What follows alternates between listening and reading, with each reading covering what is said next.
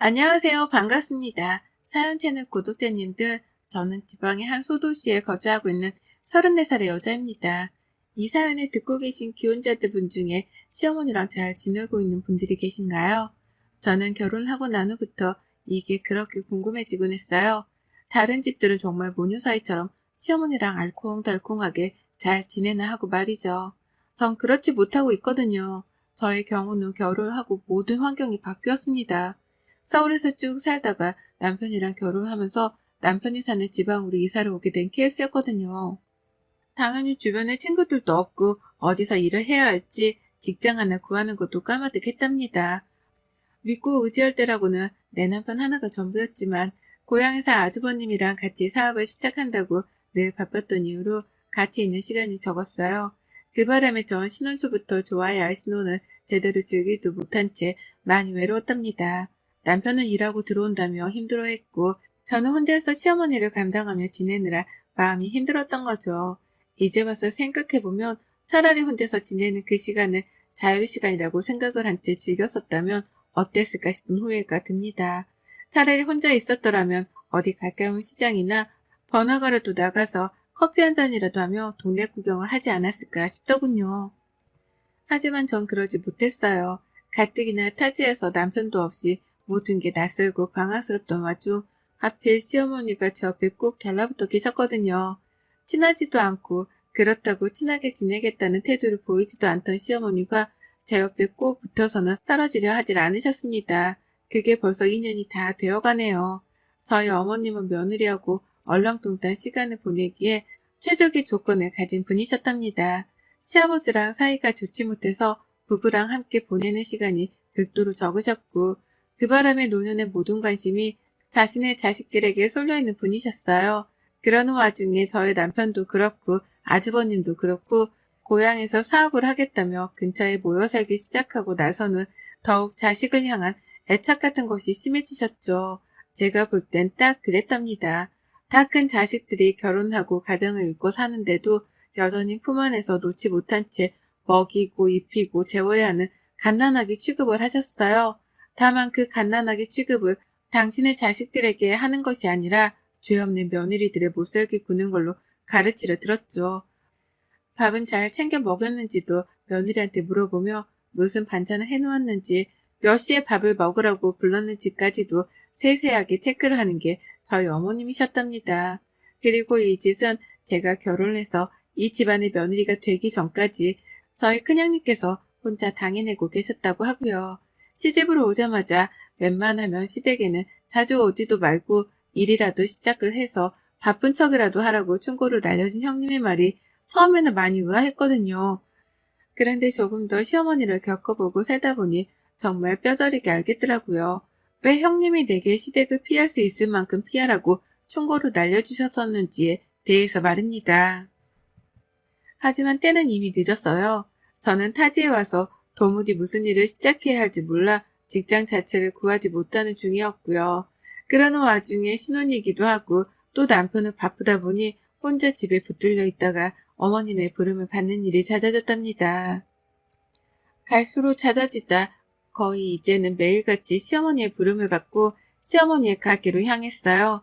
저희 어머님이 동네에서 작은 기사식당 하나를 운영하고 계시거든요. 거기 일을 거들라면서 저를 부르기 시작하셨던 겁니다.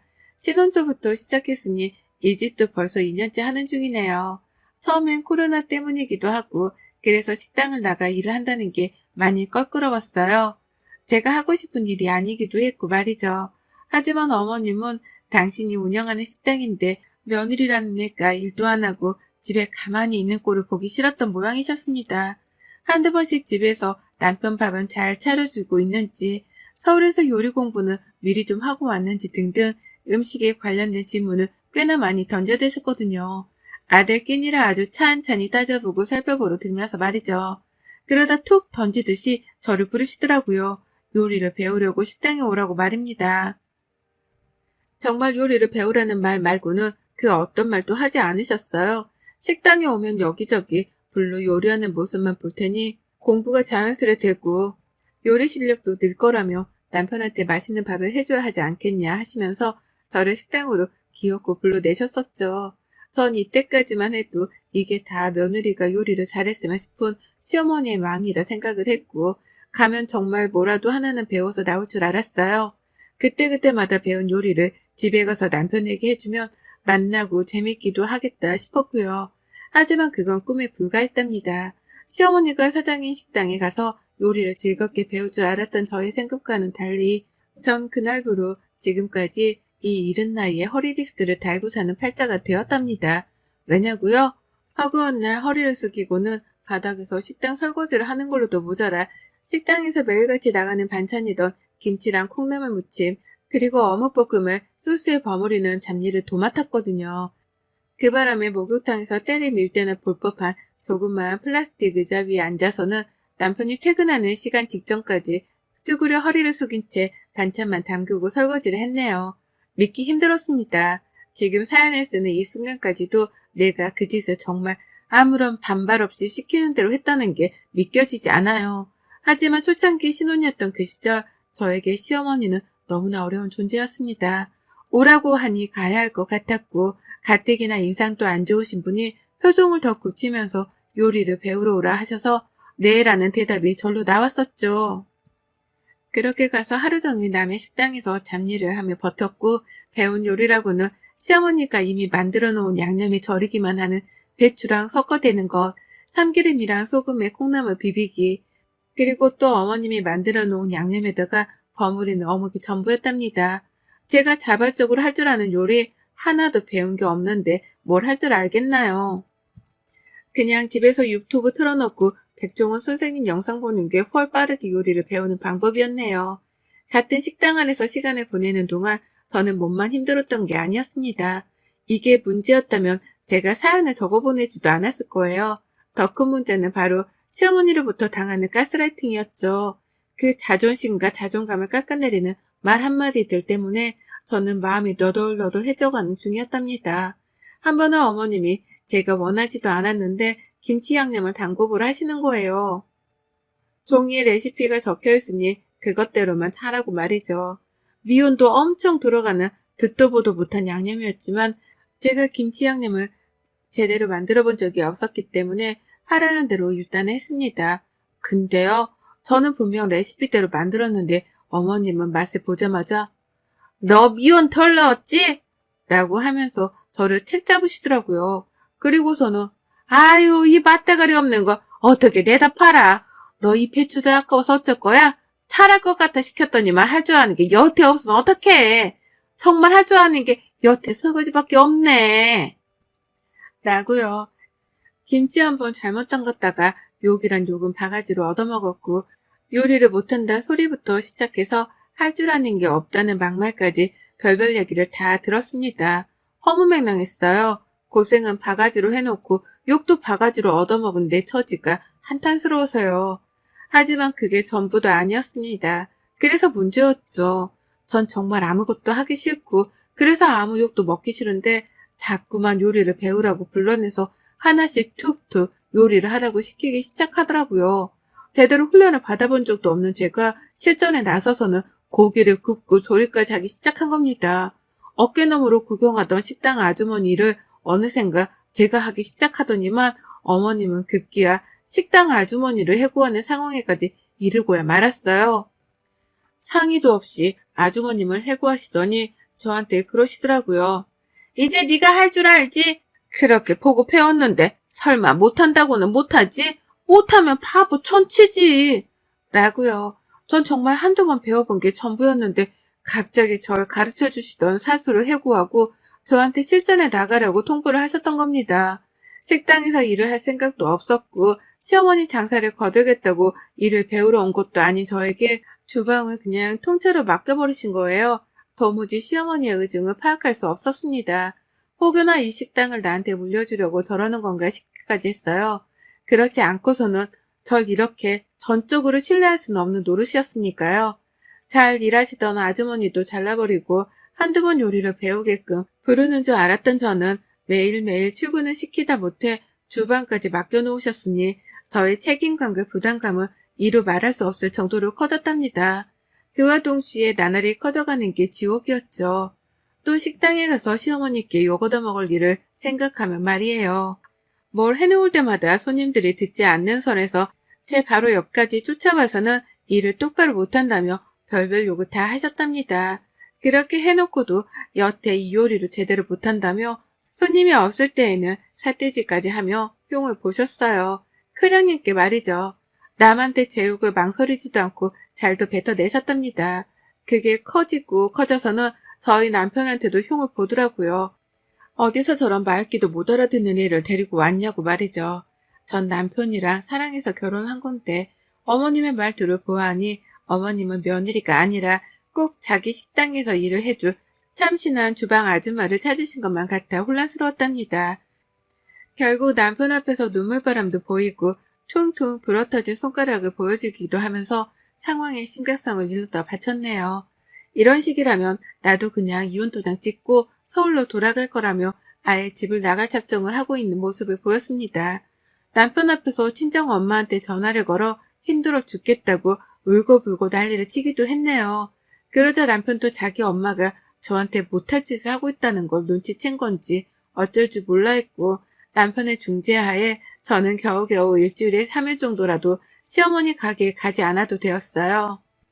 어떻게든 집에서 바쁜 척을 했고 할 일이 없어도 있는 척을 해가면서 시어머니께는 핑계를 만들었습니다. 그러면 어머님은 더 보채지를 못하셨어요. 남편이 그만 식당으로 불러내라고 쐐기를 박듯 시어머니께 대들었거든요. 그러니 어머님도 아들 눈치가 보여서 전처럼 매일같이 절 불러내지 못하셨답니다. 하지만 결국 어머님은 또 저를 불러내셨고요. 그간 아들한테 눈치를 본 게 서럽게라도 하신 건지 그날은 하루 종일 절 혼내키셨어요. 아침에 얼굴을 보자마자 왜 이렇게 늦게 왔냐면서 10분이나 일찍 도착한 제게 약속 시간 같은 건 기본이잖아! 라고 소리를 치셨고요. 부엌에 들어가 보니 저 대신 새로 일을 하기로 하신 건지 다른 아주머님이 와 계셨는데 쟤는 일을 배우긴 배웠는데 할 줄 아는 게 여태 없으니까 아주머니가 느낌 가는 대로 만들어봐요. 라고 하면서 대놓고 면박까지 주셨어요. 이래봬도 어머니 며느리인데 생판 남 앞에서 제 욕을 참 거칠게도 하셨답니다. 여태 배운 거라곤 세 가지밖에 없는 무능한 애라느니 몸으로 때우는 것만 잘하고 머리 쓰는 건 할 줄 아는 게 없다느니 정말 믿기 힘들 만한 막말을 연속해서 퍼부으셨죠. 그러다 제가 만들어낸 제육볶음을 갑자기 중간에서 가로채시더니만 그러시더라고요. 아줌마가 제육 하나 더 만들어서 내놔요. 이건 내가 시식 좀 해봐야겠다. 라고요. 그리고서는 주방 한켠에서 배가 고프기라도 한 건지 밥 한 그릇을 꺼내서는 막 퍼먹는 거예요. 제가 만든 제육이랑 식당 안에 있는 반찬들을 한데 섞어 말이죠. 흡사 개밥을 드시는 꼴과 유사했는데 다 먹고 난 후 어머님이 꺼낸 말은 정말이지 상상 이상으로 충격이었습니다. 방금 전 케밥을 비벼 먹은 건 시어머니셨으면서 저한테 그러시더라고요.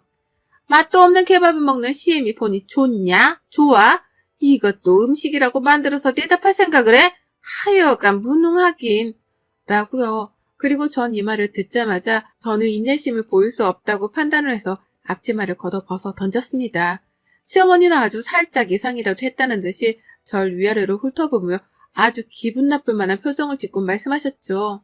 그래? 나가게? 능력도 없고 끈기도 없고 노력도 안 하고 민수가 어떻게 너 같은 걸 며느리라고 데려와서 지금 집에 있는 네 형님도 잘한 건 없었다만 너처럼 개차반은 아니었다. 가! 아주 가버려!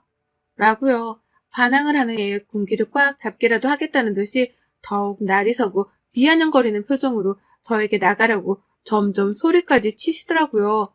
제 눈에서는 울컥한 나머지 눈물이 왈칵 쏟아지려 하는 중이었는데 시어머니는 그런 표정 따위는 안 먹힌다는 자세로 나가라니까 내 말 안 들리니? 라며 끝까지 날 선 태도만 보이셨습니다. 그리고 전 그때 더욱 절실하게 깨우쳤어요. 어머님은 정말 나를 며느리로 봐주신 게 아니라 그저 식당에서 일을 해줄 직원으로만 봐주신 거라고 말이죠. 그간 저 제대로 된 월급도 못 받고 일했거든요. 요리를 배운다는 명목하에 불려온 거라서 제대로 된 월급 얘기조차 나눠본 적이 없었습니다. 고용계약서 따위는 당연히 본 적도 없었고요. 저번에 주방 아주머니를 그냥 해고하신 것도 이제 보니 직원한테 나가는 불필요한 월급을 줄이기 위한 어머님의 술수였더라고요. 코로나 때문에 장사가 전처럼 잘 되지 못하는데 꽁으로 일해줄 며느리가 생겼으니 주방 아줌마는 필요 없다고 판단을 하고 잘라버리셨던 겁니다. 그리고는 저를 직원 대신으로 써먹으려 하다가 제가 너무 힘들어하고 아들까지 나서서 그러지 말라 화를 내니 심술이 났던 거죠. 아무리 앞뒤 상황을 재보고 따져봐도 정말 어머님이 이렇게 생각을 하셨다는 확신 말고는 들지 않았어요. 그걸 알고 나니 저도 너무 속이 상했죠. 나를 얼마나 만만하고 우습게 봤으면 월급 한 푼 제대로 줄 생각도 안 한 채 부려먹으려고만 하셨나 싶어 말입니다. 어떻게 내 남편한테서 이런 독한 시어머니가 있을 수 있는지 싶어 말문도 막혔었네요. 나에게 이번 생에 좋은 시어머니란 없나 보다 하는 마음에 이미 결혼을 한번 실패한 게 아닌가 싶은 암울한 생각도 들었고요. 그리고 전 차라리 이혼을 해서라도 21세기의 종로로서 당하는 이 상황의 판을 당장 뒤집어 놔야겠다 싶었습니다. 그래서 손님이 딱 두 분 계시던 테이블 쪽으로 나가 울먹이며 소리쳤어요. 제가 무슨 도회도 아니고 월급 한 푼 안 주시고 이러는 게 어딨어요. 제가 경찰에 신고해야 속이라도 시원하시겠어요? 저희 엄마가 이 꼴 보면 피눈물 흘리세요. 라고요. 딱 두 분 있던 손님들은 무일푼으로 개고생한 걸로 추정되는 저를 보고서는 눈이 휘둥그레져서 밥도 먹다만 채 쳐다보셨고요. 힘들어 죽겠다고 더 대성통곡을 하며 울부짖다 보니 손님은 어느새 둘이 아니라 6으로 늘어나 있더라고요. 시어머니는 그제서야 당황하신 건지 큰 소리는 숨기신 채 야, 너 주방으로 들어와 얼른! 라고 하며 절 데려가라 하셨어요. 하지만 제가 손사래를 치며 주방엔 더는 들어가기 싫다고 더욱 크게 울부짖으니 그제서야 저희 아버지뻘 연세로 보이는 분들께서 거 싫다는데 라며 한마디씩 거드셨습니다. 무일푼으로 일을 시켰다고? 아이고 사장님도 참 요즘 세상 물정을 모르네. 아직도 이런 악덕업체가 있나? 라면서 제 말에 공감까지 해주고는 시어머니 들으라며 쓴소리도 날려주셨고요. 결국 어머님은 변명을 한다며 손님 앞에서 우리 며느리예요 라고 부진한 설명을 했고 저는 앞으로는 아니에요. 무일푼으로 개고생만 하다가 이제 더는 못 참겠어서 이혼하려고요. 라는 말을 남기고선 식당을 나섰습니다. 뒤에서 어머님이 애타게 부르는 목소리가 저 멀리까지 들려왔지만 뒤도 안 돌아보고 그 길로 집에 돌아왔습니다. 장사 때문에 식당을 참아 나서지도 못한 시어머니께서는 그렇게 한참 저를 부르다가 안 되겠다 싶었던지 도로 식당으로 들어가신 것 같고요. 그리고 전 그날 인생 처음으로 리뷰라는 걸 적어봤어요. 살면서 배달 음식을 시킬 때에도 리뷰 쓰는 게 귀찮아서 이벤트 같은 건 한 번도 해본 적이 없던 저였거든요. 리뷰 쓰는 조건으로 뭐 하나 공짜로 주겠다는 옵션도 관심 없어 하던 게 저였습니다. 근데요, 시어머니 가게만큼은 안 되겠더라고요. 비록 손님이 어쩌다 6명까지 모이긴 했지만 그 6명의 손님도 더 이상 시어머니 식당에 가지 말길 바랬습니다. 이런 악덕 사장이 운영을 하는 식당 안에는 그 어떤 손님들도 오지 않고 파리만 날아다니길 바랬던 거죠. 그래서 정말 장문으로 리뷰를 남겼습니다. 어떻게 남겼는지 아세요? 시어머니가 고꾸라지실 정도로 아주 빡세게 리뷰를 남겼네요. 그간 식당 안에서 내 처지가 우습다며 남편에게 보내려고 찍은 사진 여럿이 있었거든요. 쭈그려 앉아서 김치 담그고 요리하는 모습들을 말이죠. 거기에다가 자세히 보니 미혼이라고 써있는 봉다리가 큼지막하게 찍힌 사진도 있더라고요. 그뿐이게요. 주방꼴이 아주 더럽다 못해 개판인 사진도 있었고 평소처럼 시어머니가 아무거나 집어먹으면서 저한테 잔소리를 퍼붓고 난 후 설거지나 하라면서 승질을 잔뜩 부리고 나가는 모습까지도 사진에 찍혀 있었습니다. 자세히 보니 남편한테 보여주겠다고 찍은 동영상이어서 제가 더 까무라치게 놀랐죠. 이런 걸 찍어놓은 생각을 다 했다며 저 스스로를 얼마나 기특게 했었는지요. 그걸 캡처해서는 리뷰에다가 사진까지 첨부를 해서 장문으로 글을 남겼습니다. 이걸로 분이 안 풀려서 지역 맘 카페에다가도 글을 올렸어요. 악덕 사장이 시모인데 이걸 어쩌냐면서 식당 더러운 것부터 시작해 사장이 인성이 글러먹었다는 말까지 아주 속이 쌓인 것들 분풀이를 하듯 쏟아냈어요. 그러자 정말 1시간도 되질 않아 시어머니한테서 전화가 걸려왔습니다. 지역 주민 반응 이런 거에 상당히 민감한 분이셨거든요. 배달하는 거 주문받을 때에도 리뷰 신경 쓰라고 잔소리를 퍼붓던 어머님이셨죠. 그래서일까요? 어디서 누구한테 들었는지 모르겠지만 저한테 너 리뷰 이거 뭐니? 라면서 파르르 떨리는 목소리로 전화를 하셨습니다. 그리고 전 솔직하게 말씀드렸죠. 왜요? 제가 틀린 말 적어놨어요? 사실인데 뭘 놀라고 그러세요? 라고요. 놀람이 진정되지 않은 건지 시어머니는 너 이거 당장 치워. 내가 지금 집에 가리. 당장 치워라. 너 이런 게 얼마나 타격이 심한 줄 알아? 라면서 걱정이 되지도 않는 당신의 가게 사정을 제게 털어놓더라고요. 장사가 안 되면 어쩌려고 그러냐면서 얼른 글 지우라고 파르르 떨리는 목소리로 점차 격앙이 되어서 말씀을 하시는데 아유 다 개소리 같았습니다. 그래서 저는 신이 나서 방방 뛰며 더욱 큰 소리로 어머님께 질러버렸죠. 사실대로 적은 걸 뭔데 지우라 말아 하세요. 그럼 평소에 좀 잘 대해주지 그러셨어요? 라고 말이죠. 그리고는 핸드폰 전원도 꺼버렸고 시어머니로부터 완전히 잠수를 타버렸답니다. 몇 시간이 지나도록 리뷰는 지우지 않았고 카페 글을 보니 댓글은 장난이 아니더라고요. 다른 사람도 아닌 시어머니가 가게 사장이고 무일푼으로 개고생만 당한 게 며느리라는 사실 때문인지 엄청나게 많은 지역 며느리들의 분노를 한 몸에 사버렸답니다. 댓글의 욕이 무성한 거 물론이고 이미 누군가는 어머님을 임금체불로 신고까지 했다더군요. 일이 좀 커지긴 커졌는데 제가 할 수 있는 일은 없었어요. 제가 고생하며 당한 건 다 사실이었으니까요. 그리고 어머님은 그날부로 완전히 다른 사람이 되셨답니다. 리뷰에 동네 사람들 욕까지 바가지로 먹고 있다는 걸 아셨는지 핸드폰 전원을 켜자마자 형님께서 부랴부랴 연락이 오셨네요. 어머니께서 밖이 무서워 식당을 못 나가고 계시다면서 어떻게 된 거냐고 말이죠. 그 연락을 뒤이어 시어머니는 문자로 내가 장사를 해야 하는데 제발 그 글 좀 치워주면 안 되겠니? 라며 처음으로 매달리다시피 저에게 저자세를 갖추고는 부탁이란 걸 하셨답니다. 제가 전화를 안 받는다는 걸 알자 문자로 밤새도록 많은 연락을 시도해 오셨더라고요. 하지만 저는 그 문자들을 싹 다 씹었답니다. 문자도 씹고 연락도 씹고 리뷰는 그냥 내버려 두고 카페 글은 다른 분들과 함께 시어머니 욕 좀 같이 하다가 며칠 후 삭제를 했어요. 이 정도면 어머님도 충분히 댓글들을 다 읽으셨을 거라고 생각을 했거든요.